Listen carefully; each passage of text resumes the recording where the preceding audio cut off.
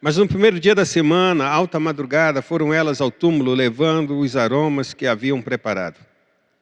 E encontraram a pedra removida do sepulcro. Mas ao entrarem não acharam o corpo do Senhor Jesus. Aconteceu que, perplexas a esse respeito, apareceram-lhe 2 varões com vestes resplandecentes. Estando elas possuídas de temor, baixando os olhos para o chão, eles lhes falaram: por que buscais entre os mortos ao que vive? Ele não está aqui, mas ressuscitou. Lembrai-vos de como vos preveniu, estando ainda na Galiléia, quando disse: importa que o Filho do Homem seja entregue nas mãos de pecadores, e seja crucificado, e ressuscite no terceiro dia. Então se lembraram das suas palavras, e voltando do túmulo, anunciaram todas estas coisas aos 11 e a todos os mais que estavam com eles. Eram Maria Madalena, Joana e Maria, mãe de Tiago. Também as demais que estavam com elas confirmaram estas coisas aos apóstolos. Oremos ao Senhor. Precioso Deus e Pai Celestial, nós te agradecemos, Pai, por tua bondade, por tua graça e misericórdia. Que o Senhor possa ministrar profundamente no nosso coração nesta manhã, no precioso nome de Jesus. Amém. Eu resolvi falar um pouco a respeito da ressurreição do nosso Senhor Jesus e de um texto que tem chamado o meu coração. Ele está no verso de número 5 em questão. Por isso, eu resolvi comentar um pouco a respeito da igreja, estudar um pouco esse texto com a igreja a respeito disso. O verso de número 5 diz: estando elas possuídas de temor, baixando os olhos para o chão, eles lhes falaram, eles, os anjos: por que buscais entre os mortos ao que vive? Se você parar para pensar, parece uma pergunta muito simples, não é não? É uma pergunta que a gente pode dizer assim, é tão óbvio isso, mas essa pergunta ela é muito profunda para nós, extremamente profunda para nós. E por isso, Deus tem me feito refletir um pouco sobre a minha vida, minha conduta, e espero também que possa a igreja refletir também sobre essa mesma pergunta. Por que a gente busca entre os mortos aquele que vive? A primeira consideração que a gente deve levar é: o que a gente está procurando? A segunda consideração que a gente tem que levar: eu sei o que eu estou procurando. A segunda é: onde eu estou procurando? E por fim, eu tenho procurado no lugar certo? E é isso mesmo que Cristo está falando, ou falou para os discípulos, que ele iria, mas ele voltaria. E quando ele fosse por um pouquinho de tempo, o mundo ia se alegrar, mas os discípulos seriam entristecidos, chorariam, decepcionados, porque ele estaria longe. Mas depois ele voltaria, e a alegria deles ninguém poderia retirar, porque seria uma alegria completa. Que ele estava falando exatamente da sua crucificação, do seu sepultamento, em que o mundo estaria se alegrando por ter visto o Cristo que veio para salvá-los, morto e sepultado. Mas depois de 3 dias, Cristo ressuscitaria, e quando ele ressuscitasse, ele viria para eles, não viria para ninguém mais, para ninguém deste mundo, a não ser para os seus que ele escolheu, para que aquilo que ele falou, que a alegria deles seria completa e ninguém poderia tirar, isso se cumpriu quando Cristo se levantou dentre os mortos e se apresentou aos seus discípulos. Porém, tudo que Cristo fala, na maioria das vezes, e a grande maioria, as pessoas não conseguem acreditar de imediato. Elas têm uma dificuldade muito grande de acreditar nas palavras de Cristo. E Cristo ele foi anunciando a sua morte até desde o início que ele começou o seu ministério. Desde o primeiro milagre, registrado em João, no capítulo número 2, quando ele transforma a água em vinho, ele já vinha falando a respeito disso. E aí, depois disso, ele fala a respeito na purificação do templo, ainda no capítulo de número 2, que Jesus faz 2 vezes uma purificação no templo. As pessoas pensam que ele faz no final do ministério dele. Ele faz essa no final do ministério dele, mas ele faz uma no início do ministério dele.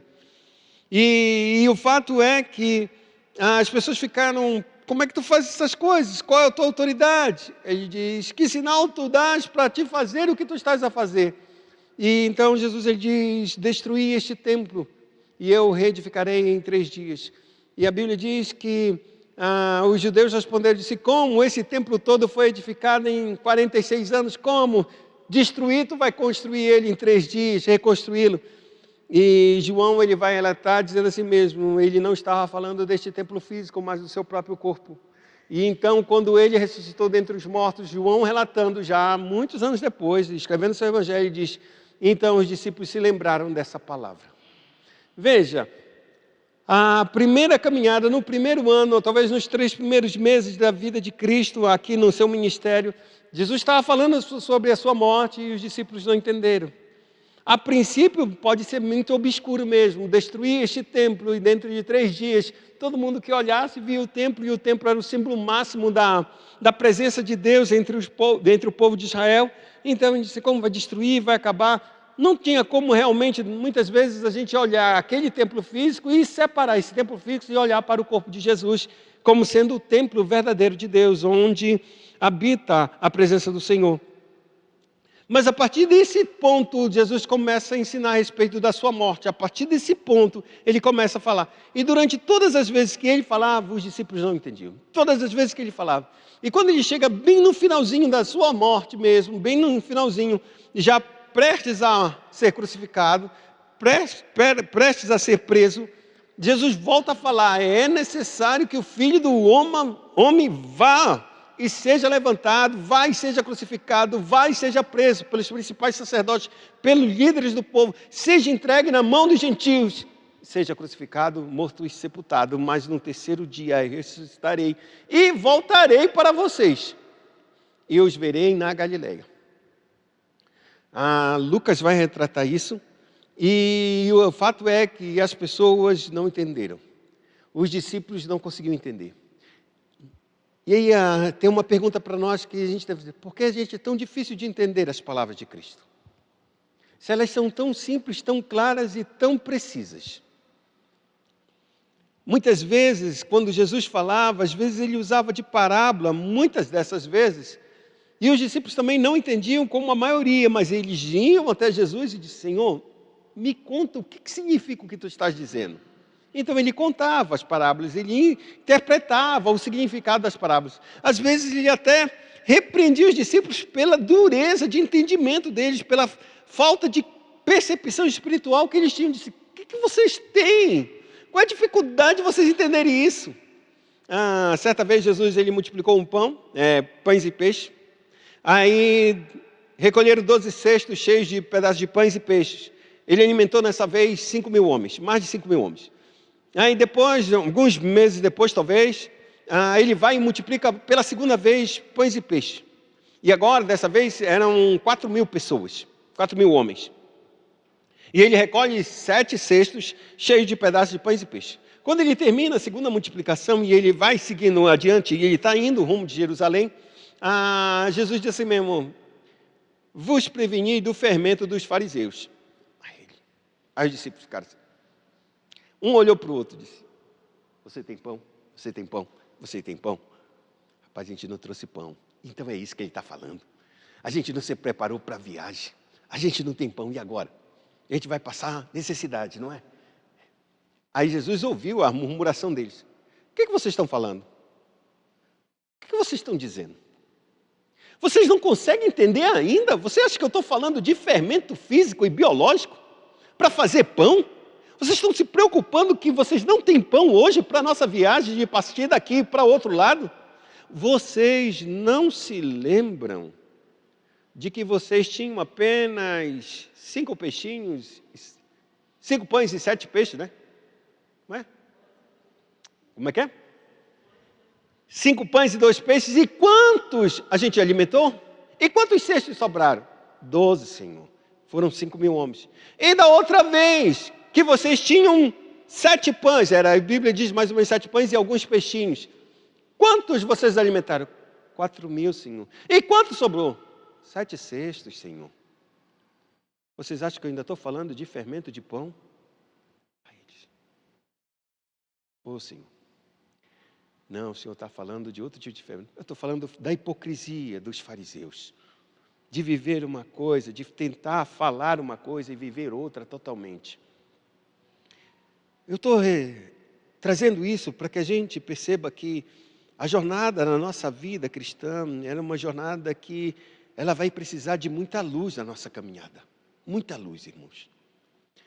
Entenda, quando o Salomão, o sábio, escreveu o livro de Provérbios, ele disse que o justo é como a luz da aurora, ou seja, a luz do amanhecer. É como o sol do amanhecer, que ele vai levantando-se e vai brilhando, e cada vez que ele se levanta no céu, ele vai ficando mais forte e mais quente, até que ele se torne dia perfeito. O dia perfeito é o pino do meio-dia, em que a intensidade do sol está maior e a sua luminosidade é maior ainda. Ele diz que o justo é como a luz da aurora, que vai brilhando cada vez mais até se tornar dia perfeito. Esse ponto é importante para a gente entender que a gente, quando inicia a nossa jornada na fé cristã, a gente inicia com tão pouca luz, irmão, mas tão pouca luz que é impossível a gente entender e ver tudo que vai acontecer nas nossas vidas. Tudo que Deus está fazendo e tudo que Deus já fez por nós. Mas a luz é suficiente para a gente o quê? Não caminhar em trevas. Esse é o ponto. Ele inicia com um processo bem... Quando desponta o sol, mesmo que seja nos primeiros raios, você já sabe que você já pode caminhar. Você não vai tropeçar porque não está um breu.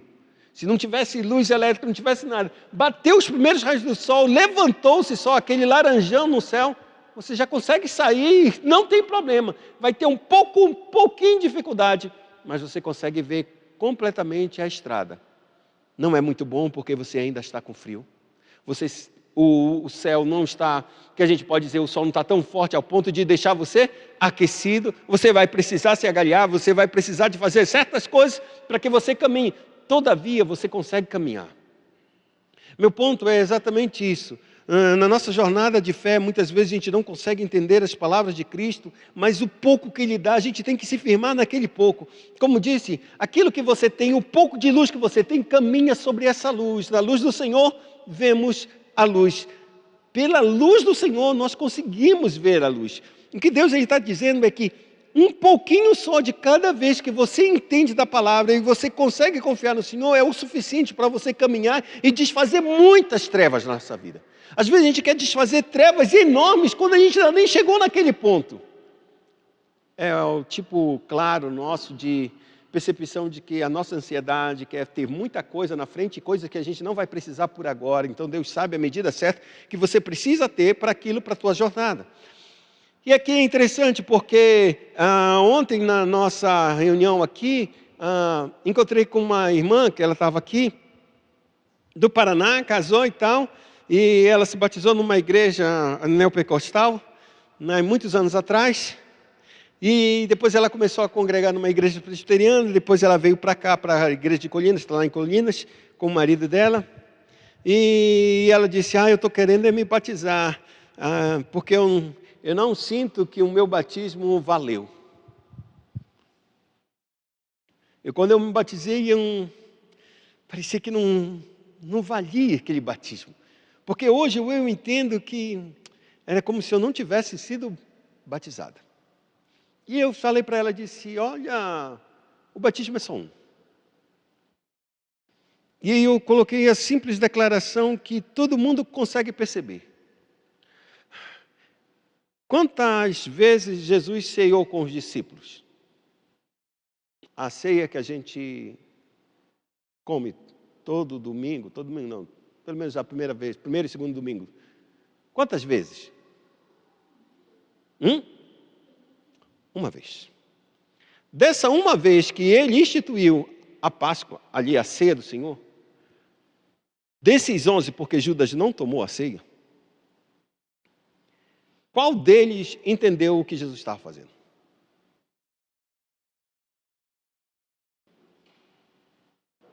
Ninguém. Ninguém sabia o que estava. Este é meu cálice que eu estou dando, é o sangue da nova aliança.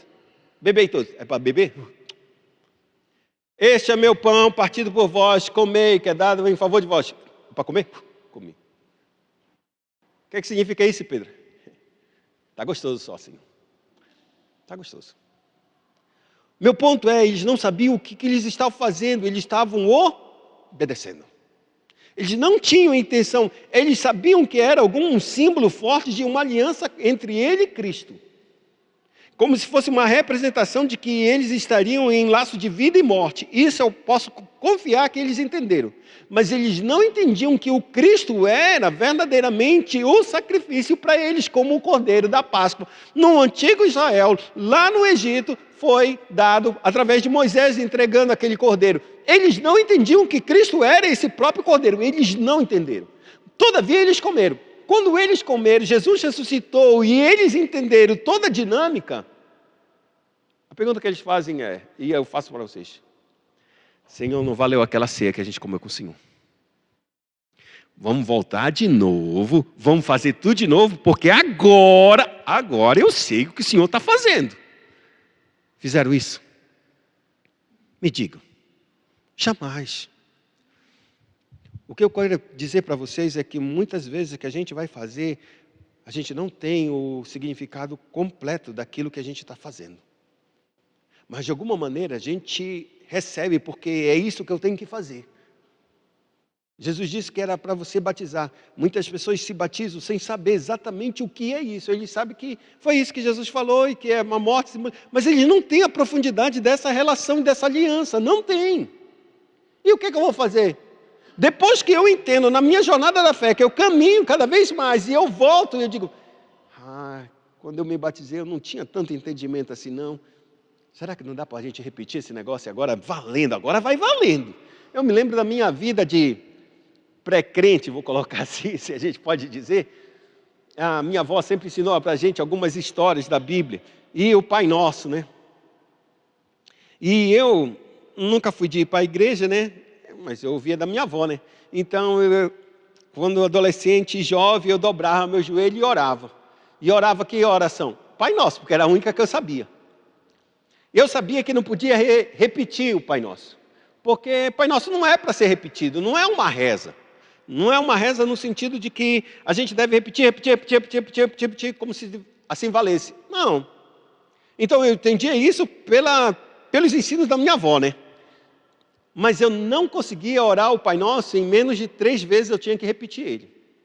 Aí tu faz a pergunta, por que tu repete 3 vezes o Pai Nosso, Abraão? Porque a primeira eu ainda não estava concentrado, a segunda eu já estava mais concentrado. E na terceira era como se dissesse, agora está valendo esse negócio. Mas era assim que eu pensava, porque eu não conseguia. Eu entrava, eu sabia todas as palavras, mas é como se eu estivesse dizendo assim mesmo, está baixando já a minha atividade cerebral para se voltar para Deus. Aí eu já baixei. Fazia a segunda vez, já melhorava. Aí na terceira, agora sim, Senhor, agora essa é valendo. Eu estou orando direito agora. Eu estou falando isso porque o entendimento nosso é muito pequeno. Mas olha, eu estou numa vida que não conhece a Cristo. Mas eu sei um pouquinho só que ele não aceita repetições. Mas ele também aceita não palavras mecânicas, que eu só dissesse. Eu sei que o Pai Nosso, Cristo ouviria as nossas palavras, que eram as palavras dele, mas tinha que ser uma palavra com fé. E eu não entendia que eu tinha fé na primeira vez. Eu dizia que era só mecânico, porque eu decorei isso. E eu quero dizer para vocês que assim é a nossa jornada da fé, quando a gente começa a caminhar, a gente conhece muito pouco. E aqui, o texto ele vai nos falar algo que para nós é importante. A Bíblia diz que Jesus falou, olha, eu vou ressuscitar e vou com vocês até Galileia. Jesus morre, 3 dias depois, Jesus está ressuscitando. As mulheres estão saindo alta madrugada para ir ao túmulo para apresentar as suas últimas homenagens a Cristo, ao embalsamarem ele, tipo assim, perfumarem, untarem ele com ungüentos. Beleza, eles vão. No caminho dessa jornada até o túmulo, que era muito próximo, elas começaram a conversar, nós somos mulheres e nós não teremos força para remover essa pedra que é muito grande. Como a gente vai conseguir remover a pedra para a gente entrar no sepulcro e ungir Jesus. A Bíblia declara que quando elas ficaram perplexas porque a pedra já havia sido removida. O túmulo estava vazio, eles olharam e disseram, o que está acontecendo? Elas entraram e olharam para o túmulo, não tinha ninguém. E elas ficaram apavoradas. E aí vem a primeira pergunta que os anjos falam, 2 varões estavam lá e disseram, por quê? Tu busca entre os mortos aquele que vive.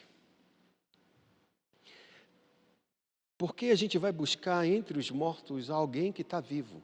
Pensa o seguinte, enquanto eu estava pensando nesse texto, eu lembro que certa vez, eu espero que ninguém tenha passado por isso, mas se passou, eu já peço desculpa se você vier ter memórias desse tipo.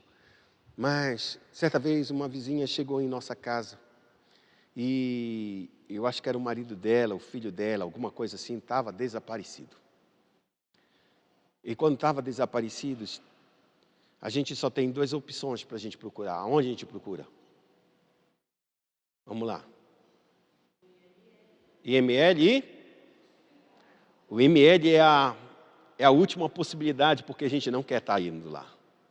Mas é mais de não, vamos logo no hospital, vamos procurar nos hospitais. Os hospitais é o jeito. E quando acabam os hospitais, a gente tem que fazer a nossa grande chamada e dizer, temos que ir lá. Não tem outro jeito, vamos ter que ir. E isso é muito terrível. Só a suspeita da gente ir no IML para descobrir se essa pessoa está viva ou está morta é terrível. A angústia só de chegar lá e perguntar para a pessoa, chegou alguém? Tem algum corpo? Tem alguém? Aí a pessoa talvez diga, olha, tem um corpo aqui, mas não está identificado. Aí piorou para nós. E essa pessoa que foi até a casa da mamãe, a gente era pequeno, aí a mamãe era muito, muito prática, ela disse assim mesmo, olha, só tem 2 coisas, a gente vai para o hospital ou vai para o IML. O que tu prefere isso? Eu prefiro vamos logo no IML. Porque a gente já descarta logo e pelo menos já tem mais esperança para procurar ele em outros lugares. Aí ela ficou assim, então vamos. E graças a Deus não estava lá no IML. E assim segue. Por que vai no IML? Porque eu estou procurando quem? Um morto. É isso que eu vou. É porque eu estou procurando um morto. As mulheres foram ao túmulo procurando quem? Um morto. E a resposta é, porque vocês estão procurando entre os mortos aquele que está vivo. E isso é uma coisa muito terrível para nós, porque muitas vezes a gente está indo para lugares onde Cristo esteve, mas Ele não está mais, e que o sistema está morto e falido, e a gente continua indo para prestar nossa homenagem a um lugar, e a Ele, não é a outra pessoa, a Ele, morto, só que Ele está vivo. E aí esse é o ponto, nossa busca vai ter sentido? Vocês já pararam para pensar em quantas procissões a gente vê aqui nas igrejas católicas? Por que vocês estão indo procurar o vivo onde só tem morto? Como a gente quer procurar a vida num lugar onde há só morte?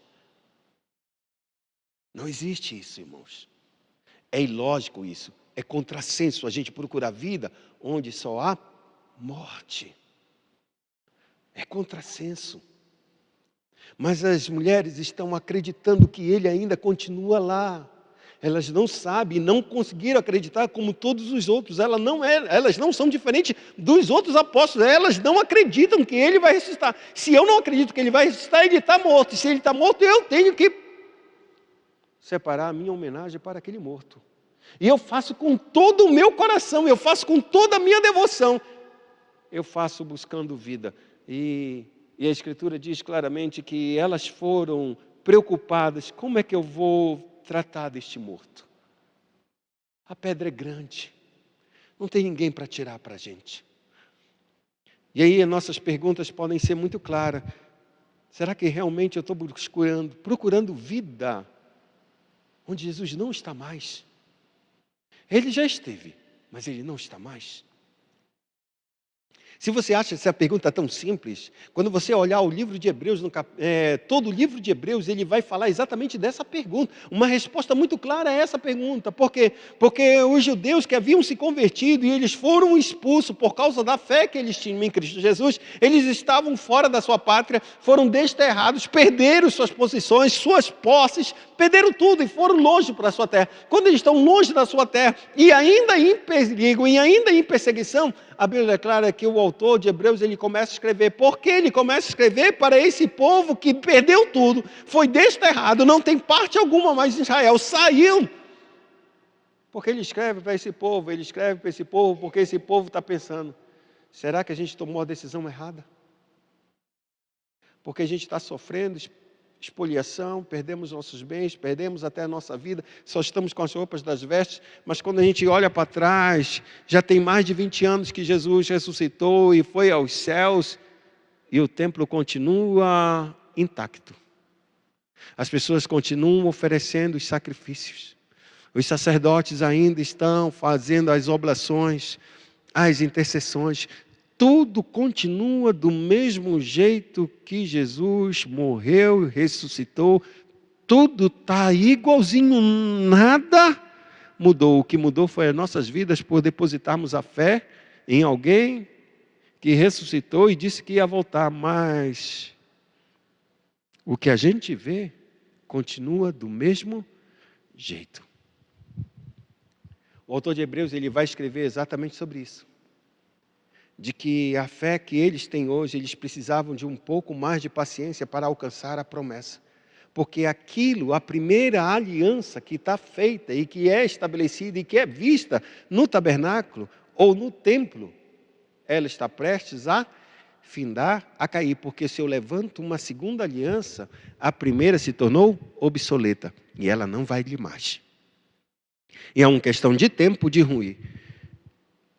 O templo rui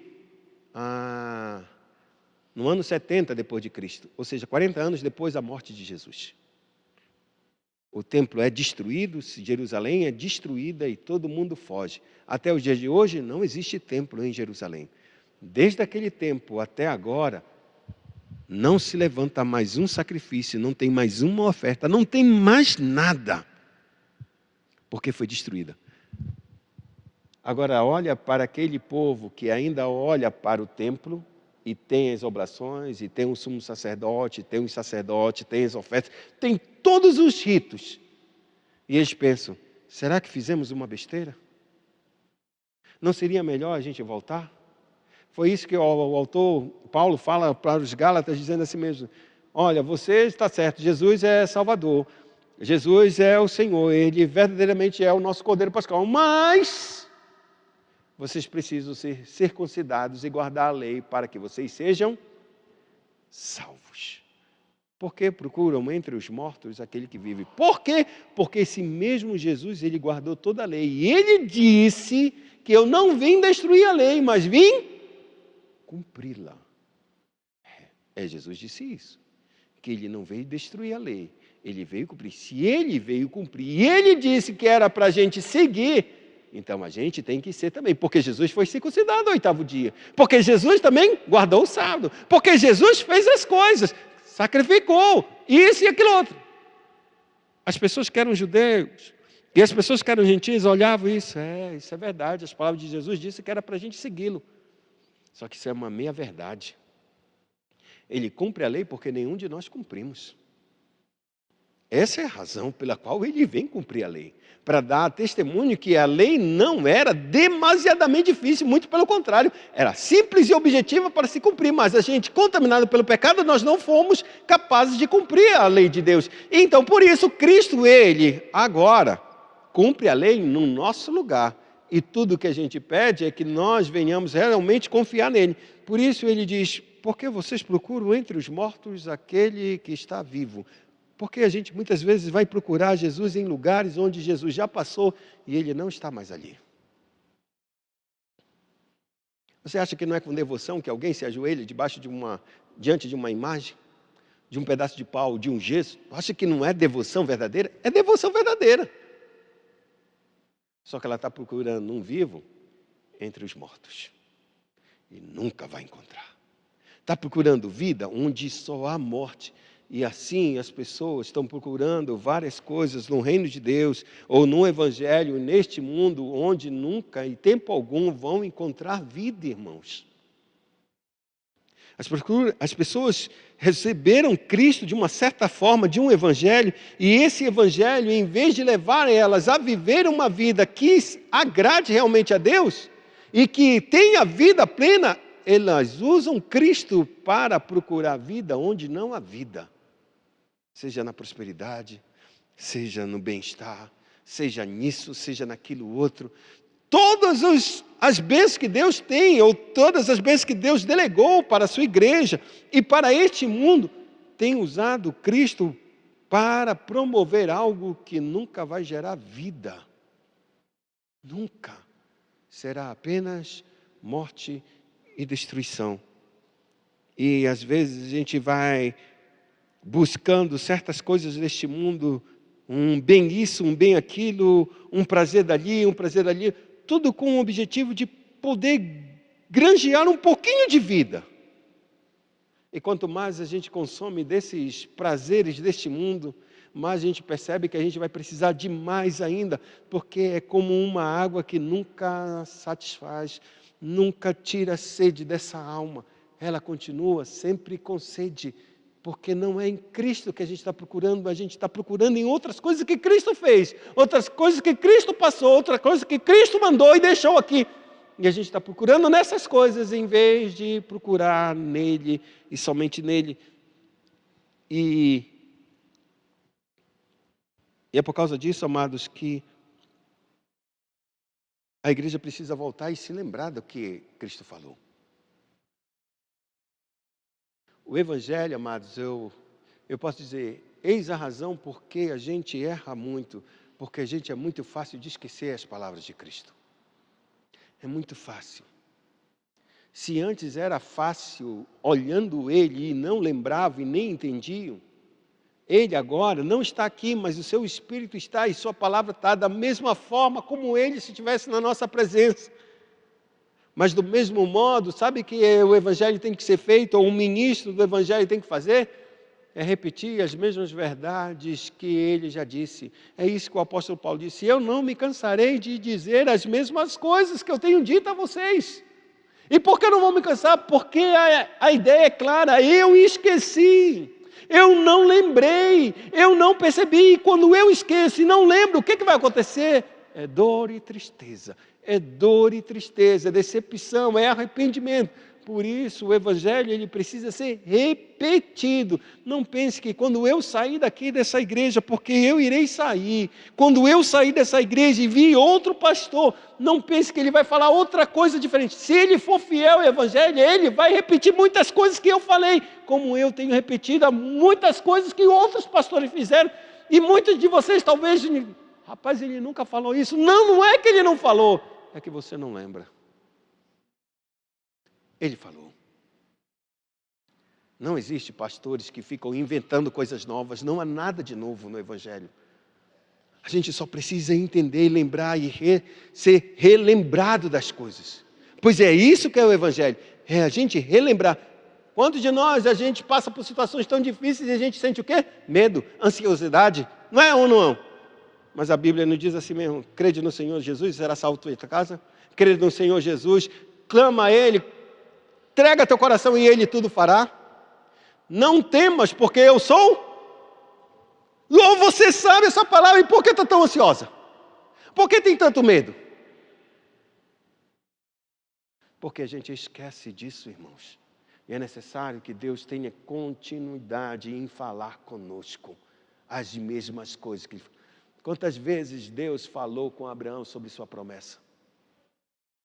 Muitas vezes. Mas falou alguma coisa de diferente? Ele trocou só as analogias, mas era a mesma coisa. Desde o dia que ele chamou, disse: te darei um filho e tua descendência será grande, tu serás pai de nações. Eu acredito. Caminhada, jornada, chegou na terra prometida e Deus falou com ele, disse: olha para essa terra, porque é este lugar que eu te disse que eu vou te dar. Tu serás grande e terás muitos filhos. Abraão vai e se separa de Ló. O que acontece? ele se entristece porque Ló, para ele, era o filho dele. Levanta, Abraão, sai da tua tenda, sai desse lugar de depressão, olha para o céu e conta as estrelas que estão no céu. Consegue contar? Pois assim será a tua descendência. Agora melhorou. Passado mais algum tempo, a Bíblia declara que há uma guerra. Abraão, ele luta numa guerra de grandes reis, e ele vence 4 reinos. E ele era um povinho, irmão. Depois que ele fez isso, ele disse, esses reis têm amigos. E os amigos vão se levantar. E vai vir tudo contra mim. Aí eu vou apanhar e vou perder. E Deus se levanta e diz assim mesmo, eu sou o teu poderoso, e teu poderoso escudo e teu grandiosíssimo galardão. Agora te digo, assim será a tua descendência como as areias da praia do mar. Deus está trocando as analogias, mas está continuando reforçando a mesma promessa. O que eu estou querendo dizer? Que Deus necessita que Ele seja cada vez mais relembrado em nossa mente, porque a tendência é nossa e a gente esquecer. No momento das nossas crises, no momento das nossas dificuldades, a gente treme, irmão. Abraão tremeu, o nosso pai, na fé, da fé. Ele tremeu, ficou com medo, e o que é que Deus teve que fazer? Chegar com ele e trazer lembranças de que ele é fiel e que ele era com ele. E assim Abraão foi caminhando, a Bíblia diz que ele foi dando glória, e ele não se enfraqueceu na fé. A ideia de não se enfraquecer é não desistir dessa fé. Não é que ele não teve momentos de medo, ele não teve. O fato é que ele tem grande momento de medo, porque se ele confiasse tanto em Deus, ele diria que Sara por 2 vezes era sua irmã? De forma nenhuma. Poxa, esse pai na fé está dizendo que a mulher dele é irmã só para ele não ser morto e Sara não ser cobiçada, ou melhor, Sara pode até ser cobiçada e pode até ser comprada como esposa. Mas não podem me matar, né? Eu sou o pai da fé, então vou dizer que ela é minha irmã. O que eu estou querendo dizer é que Deus ainda assim, no meio das nossas fraquezas, Deus ele se manifesta como um Deus supremo e poderoso e que nos guarda quando nós mesmos queremos escapar desse martírio, quando nós mesmos não somos capazes de sustentar a nossa fé e a nossa convicção de que o próprio Deus é capaz de nos sustentar. E por causa disso, amados, essa pergunta leva a gente a entender exatamente que muitas vezes nossa busca não é uma busca verdadeira por Deus.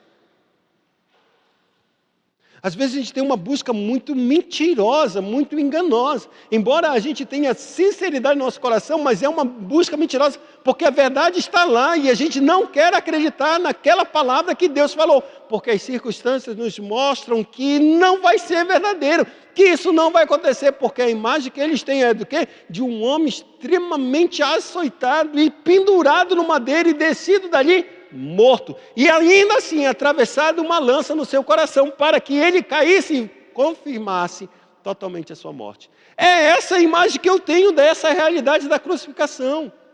É isso que essas mulheres têm. É isso que muitas vezes a gente tem, só a imagem clara e muito crua e muito terrível, de alguma situação muito terrível nas nossas vidas. Tudo que a gente olha é essa imagem, e a gente não consegue ver que esse Cristo já tinha dito, importa que isso aconteça, mas também importa que eu ressuscite no 3º dia. A parte do 3º dia, a imagem é muito mais forte do que as palavras de Cristo. Por isso que a gente não pode viver pelo que a gente vê.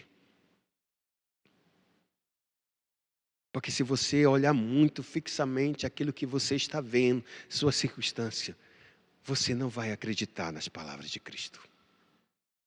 Não importa qual o quadro mais terrível que pode se apresentar diante da tua vida. Se você olha muito para este quadro, você não vai conseguir lembrar das palavras de vida que Cristo está te trazendo.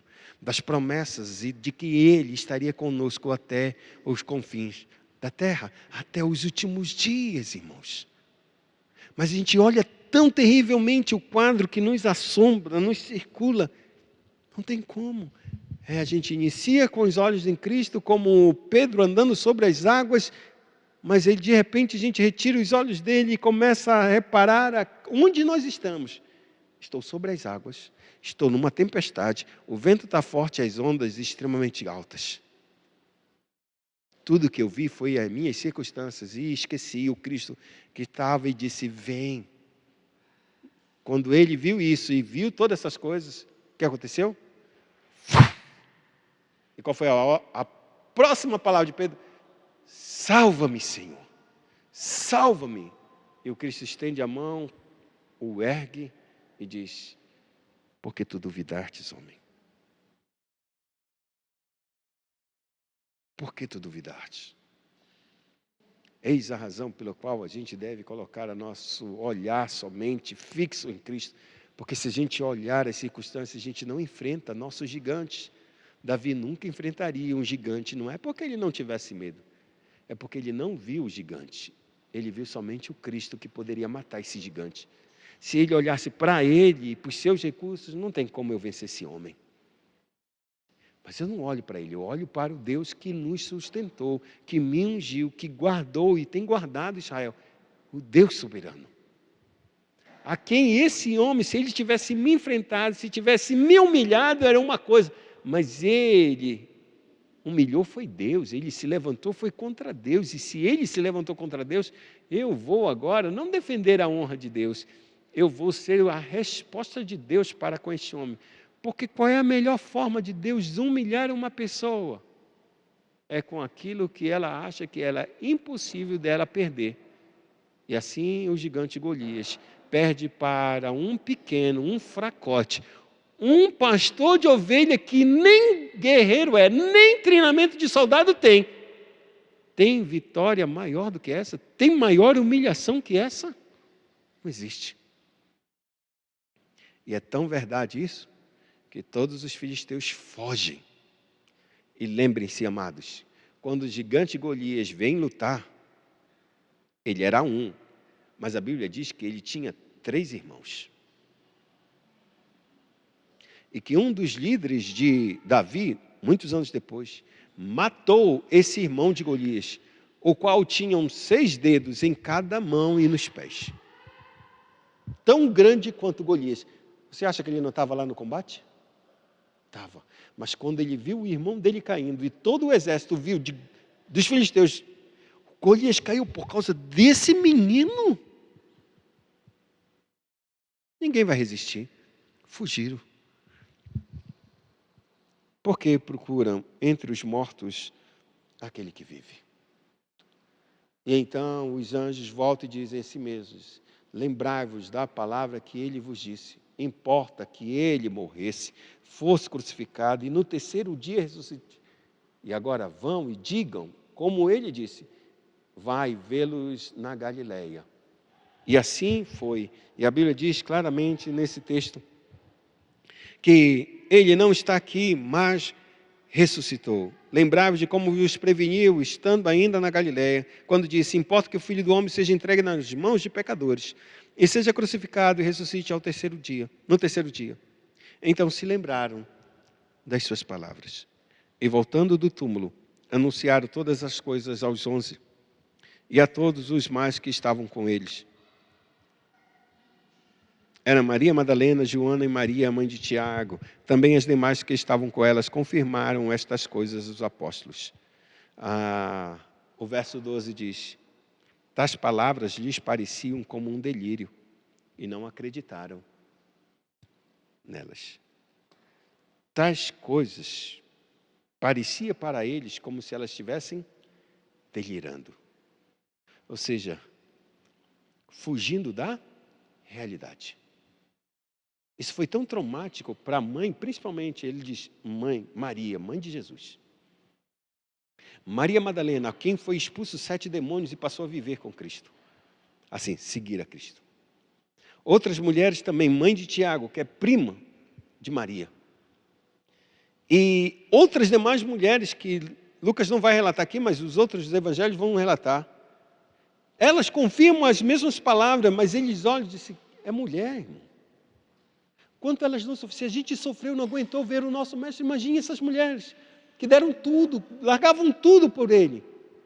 Elas estão querendo ter alguma coisa de se apegar a uma possível palavra de Jesus que talvez tenha sido só simbólico, que um dia a gente vai ver ele na ressurreição. Mas não tem nada a ver com isso. Elas parecem loucas. Um delírio.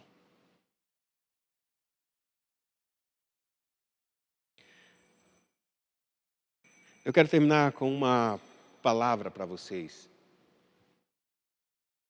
Vocês vão chegar num momento da vida de vocês, em um ponto, em que vocês vão decidir entre a realidade que vocês estão olhando e a loucura da fé. E quando vocês tomarem a decisão de viverem pela loucura da fé, vai ter gente que vai olhar para vocês e dizer assim mesmo: elas estão delirando, isso nunca vai acontecer, deixa para lá, está como uma louca, está como uma fanática, não entende, não sabe, não vê, não enxerga, essa é a realidade, mas ela está fugindo da realidade. A loucura da fé. Eu já passei algumas vezes por essa loucura e você disse: esse menino é louco. Não é normal que ele está vivendo isso. Quando eu fui para a Índia a primeira vez, o pai da Jussiara, ele é extremamente, que a gente pode dizer assim, muito prático. Ele tem fé, mas ele é muito mais prático. E ele convidou, disse: tá bom. Eu fui começando a fazer os planejamentos. Eu sabia, eu falei com as pessoas que eu tinha que falar, que era com a minha pastora, no caso, que eu estava. Falei com um outro pastor, que era amigo meu, que era da mesma região, como se a gente pudesse dizer, do mesmo presbitério, que me acompanhava. Só esses dois, mais ninguém. Ele disse: olha, pastora, não, a gente vai te ajudar, Abraão, a gente vai te ajudar e te manter lá. O outro pastor, que era de palavra mesmo, ele disse assim: a gente vai te ajudar, Abraão, a gente vai te manter e vai te sustentar. Não fui com dinheiro nenhum, irmãos. Peguei Belém e fui direto para a casa da minha irmã, que eu nunca tinha saído de Belém para ir para a casa dela. Eu vim aqui, ela ainda mora no Gama, fui para a casa dela, disse: olha, já que eu vou ficar contigo alguns meses, vou ficar um pouco com a minha tia, que eu nunca fui com vocês, todo mundo praticamente já saiu em casa, eu nunca saí, então eu estou saindo, vou ficar contigo. Não pode, Abraão, pode ficar comigo, beleza. Daqui eu vou para Minas e daqui eu vou para a Índia. Tá bom. Então eu cheguei com a minha irmã, a gente sempre orava junto também, e ele disse: Abraão, como é que está os finanças? Não sei, Deus é que sabe, eu só sei de uma coisa, que eu vou e Deus ele vai conceder todo o meu sustento necessário. Tu tem certeza disso, Abraão? Absoluta. Mas, Abraão, não sei como, não me pergunta como, porque é assim que vai acontecer. Pois muito bem, na conta do banco eu não tinha nada, nem dinheiro para pagar a minha passagem de avião daqui para a Índia. Então, o que aconteceu?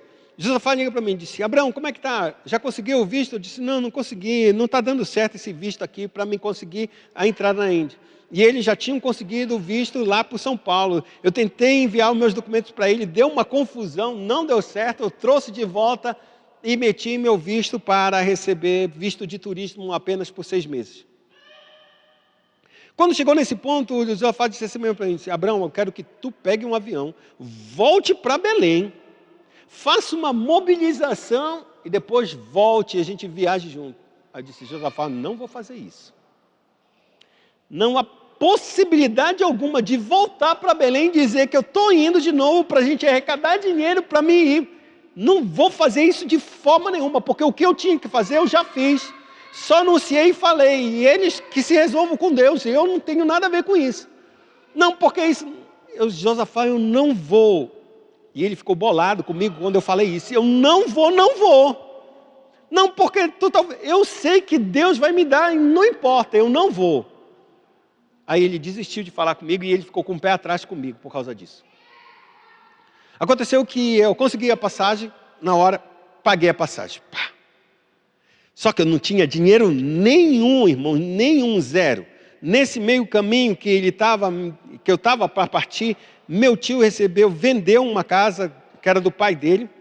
Ele morreu, dividiram a herança, venderam a casa e parte desse dinheiro que ele recebeu, esse meu tio de Brasília, ele disse assim mesmo: Abraão, eu vim aqui contigo, eu vou te ofertar R$500 por mês por causa da tua viagem. Eu fiquei assim, digo: nossa, Eu sabia que ele tinha vendido, mas eu pensei que ele disse, ele deve me dar alguma oferta, sim, tá bom. Já uma oferta já dá para garantir. Disse, eu me comprometo que pelo menos por 1 ano eu vou estar te sustentando.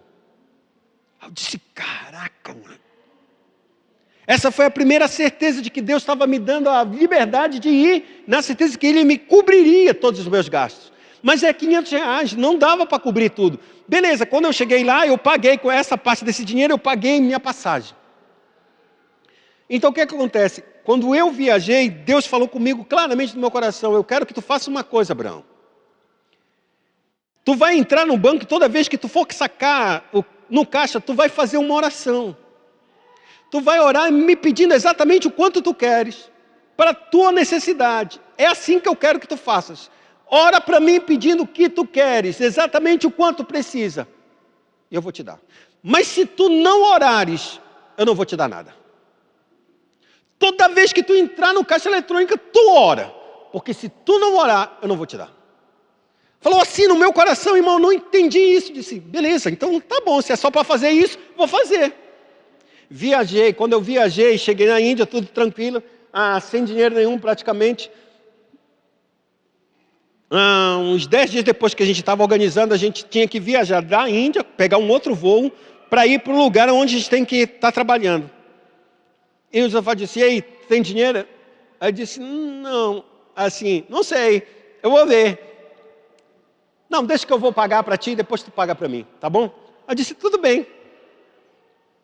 Mas eu tinha certeza que quando ele faria isso, e se eu não viesse a pagar, ele disse, eu não te falei que era para te ir lá em Belém e falar para as pessoas? E agora? Vou ficar te sustentando? Eu tinha certeza disso no meu coração. Eu não estou fingindo nem falando nada de mal dele, porque eu sei como ele pensa. Ele disse, não, está tudo tranquilo. Mas eu falei, tudo tranquilo, mas na certeza eu não estava duvidando, irmãos. A gente pegou o voo, parou numa parte. Quando parou numa parte, eu entrei e fui no caixa eletrônico. Quando eu fui no caixa eletrônico, eu digitei, pá, 0. Aí eu comecei a suar. E aí, tem, Abraão? Não, não tem não deu certo não. Sei lá, não está saindo dinheiro, não tem dinheiro. A gente viajou e foi em um outro lugar. Vou tentar de novo. Coloquei de novo, disse, Deus do céu. Coloquei minha senha, 0. Aí eu já vim com a cabeça para baixo, assim, digo, o que vai acontecer comigo agora? Não lembrava da palavra que Deus tinha dito para mim. Toda vez que tu entrar no caixa eletrônico, ora. Não lembrava, irmãos. Eu cheguei até com ele. Quando eu cheguei com ele, ele disse, e aí, Abraão? Não, não tem nada não. Quando eu disse não tem nada não, a palavra veio de novo. Espera aí que eu vou aqui de volta. Vou tentar mais uma vez. Eu voltei. Quando eu entrei, peguei o cartão e disse assim mesmo, Senhor, tu pediste que era para mim orar. Eu preciso de R$1.000, Senhor. Me dê agora, para me pagar as minhas contas e as dívidas. Meti o cartão, assinei, R$1.000. Durante o ano inteirinho, irmão, foram 2 anos. R$1.000 saía na minha conta todo mês. Toda vez que eu entrava e orava, saía o dinheiro. Nunca mais deixei, até que eu voltei para o Brasil. Quando eu voltei do Brasil, escuta o que eu estou dizendo. Eu imaginava, R$500 foi do meu tio e alguém da minha família, alguém dos meus irmãos estava depositando. Voltei para Belém, onde eu voltei. Quando eu cheguei em Belém, eu fui conversar com esse meu pastor, que era bem amigo meu, e ele, quando eu cheguei com ele, disse, vem pregar aqui na minha igreja, Abraão, conta um pouco da tua história. Eu fui, contei, terminado, a gente foi sentar e conversar. E aí ele chegou comigo, Abraão, eu tenho uma palavra para te dizer. Aí eu digo, diga, pastor. Aí ele disse assim, eu quero te pedir perdão. Eu disse, pedir perdão por quê? Porque eu fiz um compromisso contigo e não honrei esse compromisso. Como assim? Eu disse que eu ia sempre estar depositando para ti uma oferta. Só que eu só fiz isso 2 ou 3 vezes só. Durante esse espaço de 2 anos. Porque eu fui falar com o líder de missões da nossa igreja. E ele disse que tu fostes sem a nossa bênção da igreja, quadrangular, geral. E por isso, tu não deveria dar essa oferta para o Abraão, mas deveria dar para a nossa junta de missões, e a junta de missões daria para os missionários da nossa igreja, de fato, que estão no campo missionário. E eu fiquei pesaroso e eu acabei aceitando isso do líder, coisa que eu não deveria ter feito. Eu acabei dando e eu não passei mais a te ofertar durante todo esse tempo. Quando ele falou isso, irmão, eu baixei a minha cabeça e eu quase choro. Mas ao mesmo tempo que eu choro, eu percebo que é Deus que guarda nossas vidas. E eu nunca soube de onde veio o restante do meu dinheiro. Nunca soube. Meu tio, ele parou com os 500 reais dele no primeiro ano. No segundo ano em diante, ele não faria mais isso. Eu passei 2 anos fora, irmão. No segundo ano, eu não tinha nem a minha igreja que me enviou e nem meu tio. Mas todo mês saía R$1.000 e eu não sei nunca de onde veio. Nunca. O que eu estou colocando para vocês é que Deus caminha, a gente caminha com fé em Deus naquilo que Ele faz. Ou a gente vai procurar o Cristo vivo em lugares onde só há morte. Porque quando eu voltei na minha terra, eu descobri que os homens são mortos, irmãos. Quando Deus disse que a gente não deve confiar no homem, Ele fala sério.